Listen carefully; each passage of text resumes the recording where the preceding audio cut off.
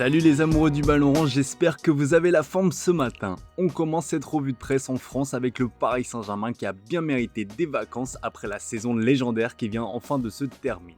Cette défaite en finale de Coupe du Monde des clubs a apporté pas mal de renseignements face à Chelsea et durant la compétition globalement, le PSG a manqué de profondeur de banc. L'équipe a semblé émoussée physiquement face aux Blues et les remplaçants n'ont pas été à la hauteur des titulaires. En quête de banc neuf, placarde l'équipe dans ses pages intérieures.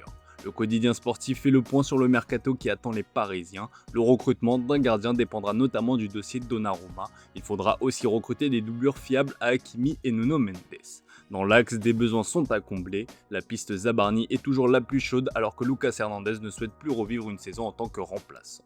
Dans l'entrejeu, un milieu de terrain expérimenté est espéré. Enfin, devant, un attaquant polyvalent est attendu. Luis Campos maintient le contact avec l'entourage d'Osimhen et de Raphaël Leao, écrit le média français.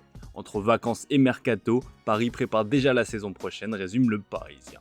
Les joueurs vont avoir 3 semaines de break pour récupérer de cette saison folle, reprise programmée le 4 août prochain, à 9 jours de la Super Coupe d'Europe face à Tottenham, le premier objectif de la saison. À l'OL, Corentin Tolisso se retrouve dans le viseur de Manchester United comme l'explique l'équipe dans son encart. Le club anglais, bien que privé de compétition européenne la saison prochaine, a récemment établi un premier contact avec le clan du Français.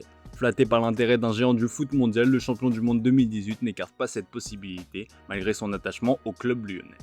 Nouveau rebondissement dans l'interminable feuilleton Victor Gyökeres, le journal Abola nous apprend que le Sporting a refusé une nouvelle offre d'Arsenal pour son serial buteur suédois. La dernière offre des Gunners était de 63,5 millions d'euros plus 10 de bonus, mais seulement 3 de ces 10 sont facilement atteignables. Les Lions semblent visiblement au centime près et veulent la garantie que tous les bonus soient facilement atteignables.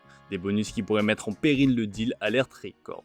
Dans le même temps, le club londonien a bouclé le transfert de Mosquera en provenance de Valence. Mosquera dit au revoir, lance Super Déporté sur sa une. Le défenseur va rallier Londres contre environ 20 millions d'euros.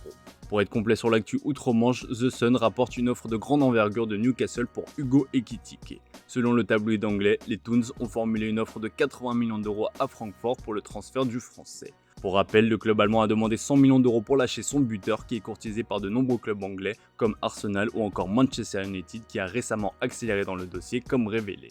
Direction l'Italie où tout le pays s'enflamme pour l'arrivée de Luka Modric. Lors de Milan, lâche la Gazzetta dello Sport sur sa une. Malgré ses 39 ans, le Croate est accueilli comme le Messi ou plutôt le Picasso comme le relaye le Corriere dello Sport sur sa une.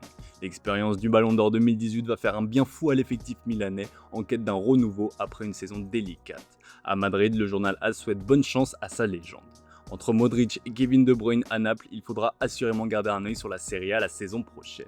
D'ailleurs, Antonio Conte s'est réjoui de l'arrivée du Belge, comme l'explique le Corriere dans ses pages intérieures. Pour Conte, c'est un rêve devenu réalité. Le Belge va prochainement rencontrer ses nouveaux coéquipiers et ses premiers pas à l'entraînement seront scrutés de près. Naples a repris l'entraînement lundi avec un groupe réduit de 14 joueurs, à noter l'absence de Victor Osimhen qui a séché la reprise.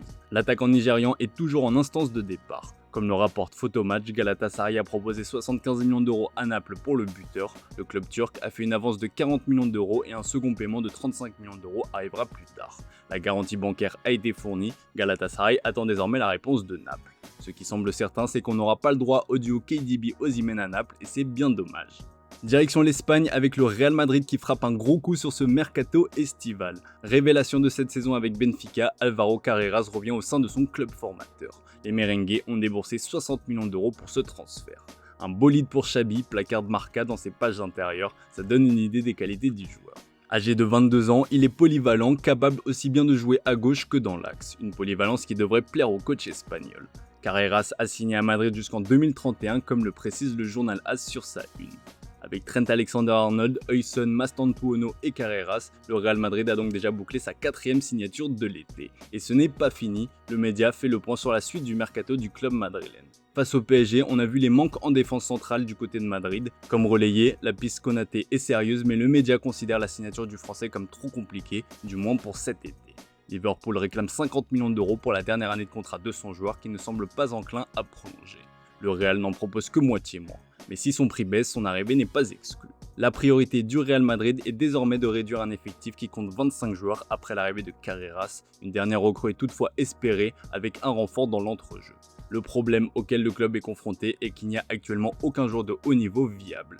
Plusieurs noms sont envisagés comme Barella, Rodrigo, Enzo Fernandez et McAllister, mais tous ont des contrats à long terme et sont essentiels à leur équipe.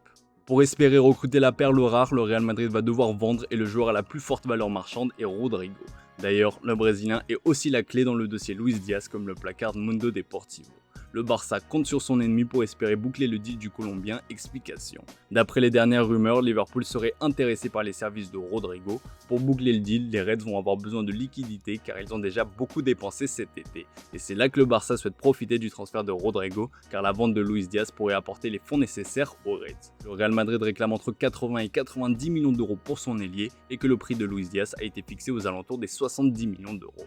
La bonne nouvelle pour le Barça, c'est que le Bayern Munich semble avoir lâché l'affaire pour le Colombien jugé trop cher. Selon Sport, le club munichois s'est rabattu sur une piste moins onéreuse, Leandro Trossard d'Arsenal. En attendant les avancées de ces différents dossiers, le club catalan a mis la main sur Rooney Bardi, la recrue du futur sans flamme sport. Arrivé en provenance du FC Copenhague, l'ailier de 19 ans a un fort potentiel. Il évoluera d'abord avec l'équipe réserve. Enfin, pour être complet, Sport revient sur la polémique Lamine Yamal. Comme expliqué dans le JT d'hier, la fête d'anniversaire des 18 ans de l'Espagnol a été marquée par plusieurs scandales. Le gouvernement espagnol a notamment demandé l'ouverture d'une enquête après la polémique des nains recrutés pour la soirée. La star du Barça s'expose à une potentielle lourde amende de 600 000 euros à 1 million d'euros. L'un des artistes qu'il a embauché a toutefois tenu à le défendre au micro de Rac Uno. Nous demandons à pouvoir travailler. Nous sommes indépendants et nous faisons tout légalement. Ce qu'ils font en se plaignant, c'est humilier notre travail. L'association veut nous humilier. On a fait des spectacles de magie, on est des artistes qui gagnent notre argent honnêtement, a-t-il lâché. La suite au prochain épisode. Voilà les amis, c'est tout pour ce matin. Merci pour votre fidélité, très belle journée à vous. Comme d'hab, on se retrouve en fin d'après-midi pour le traditionnel JT Foot Mercato.